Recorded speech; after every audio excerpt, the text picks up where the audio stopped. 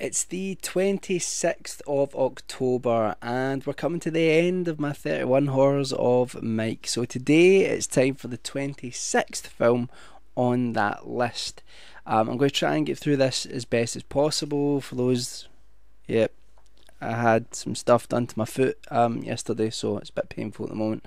So if you see me grimacing, it's not because of you guys or this film, it's just because I have a sore foot. Anyway, so the film I'm talking about today is one which has been recommended to me time and time and time again. It's a film which many people on YouTube have recommended to me, and it's one that some of my friends have recommended me too. It's one of those films that you hear a lot about, but you just never really get round to watching. Now, the caveat to that is that I remember watching some of this film in the 1980s when it came out.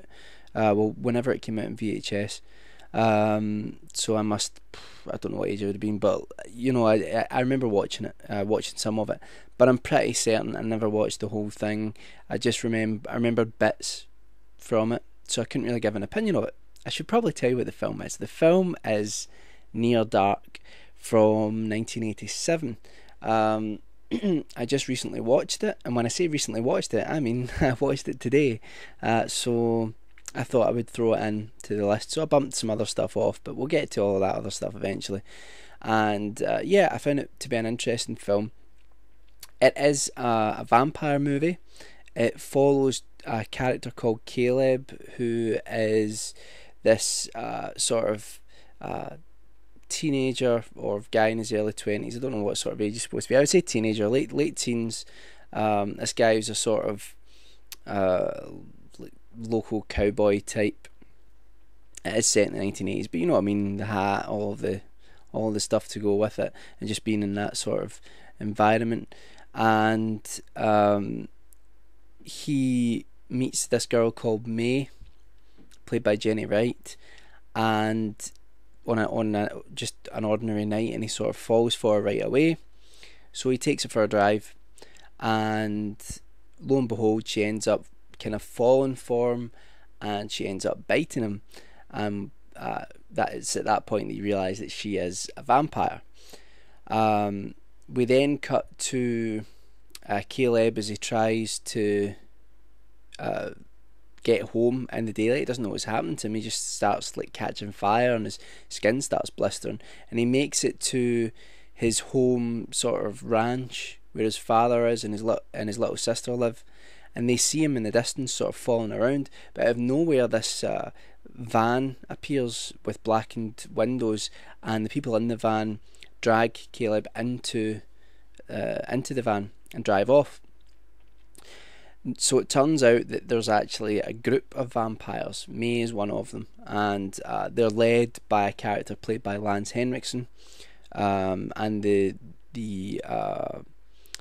matriarchal character is also played by what's her name, Jeanette Goldstein, who played Vasquez in Aliens, and was also in Terminator 2 and a bunch of other films.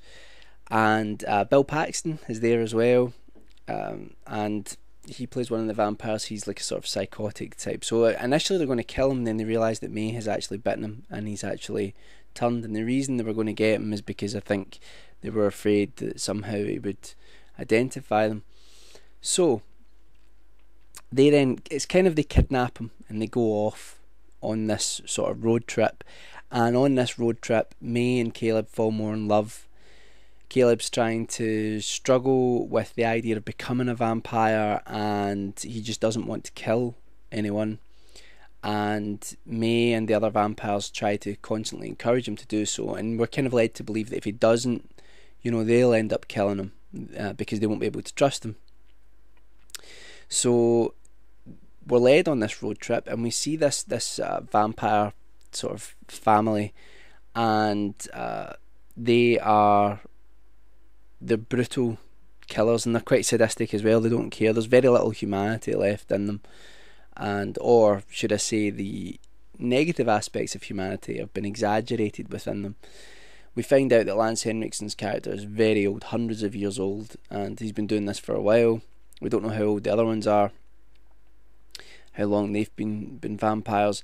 And yeah, that's kind of the film. The father of Caleb goes looking for him with the sister, and they're sort of tracking this van across the country, and it's really about this tension about, you know, what they're going to do when they find out that he's actually turned into a vampire and all that sort of stuff.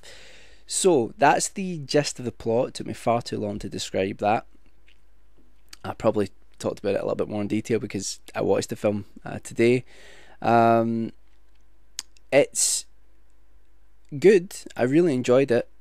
I think there's a lot of really admirable things in it, and I can see why it's sort of become this sort of cult classic.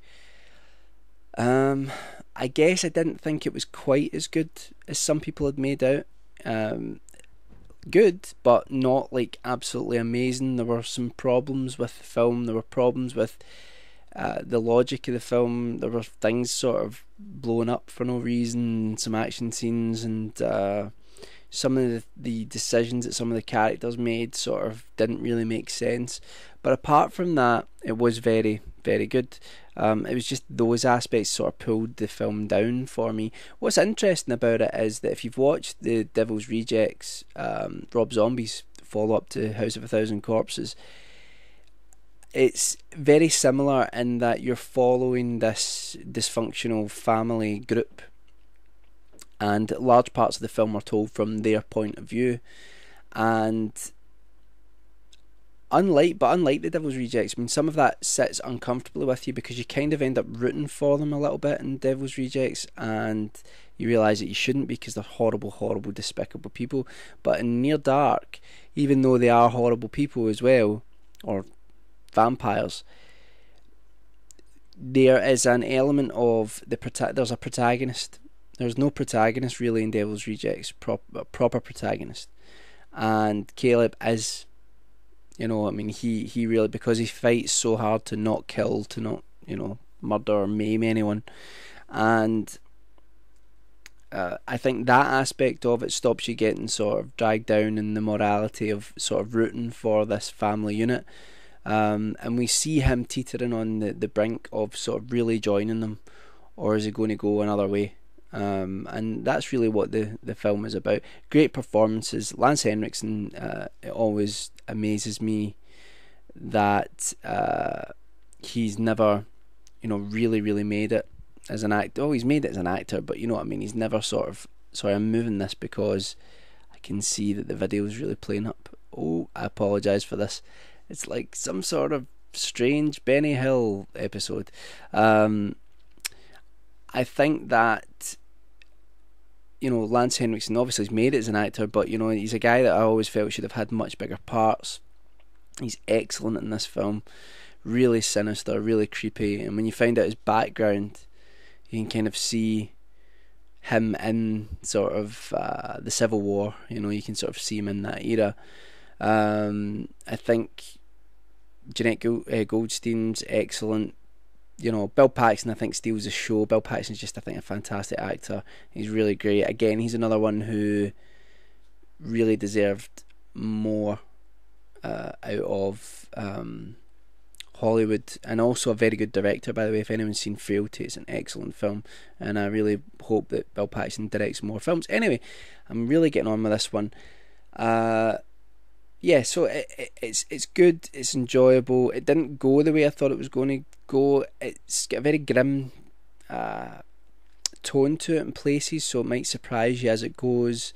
I think that it's definitely a western, it's sort of modern day western with vampires, and yeah, you sort of there's the tension in the film because you know that Caleb's family are looking for him. You know at some point they're going to catch up with him, and what's going to happen then.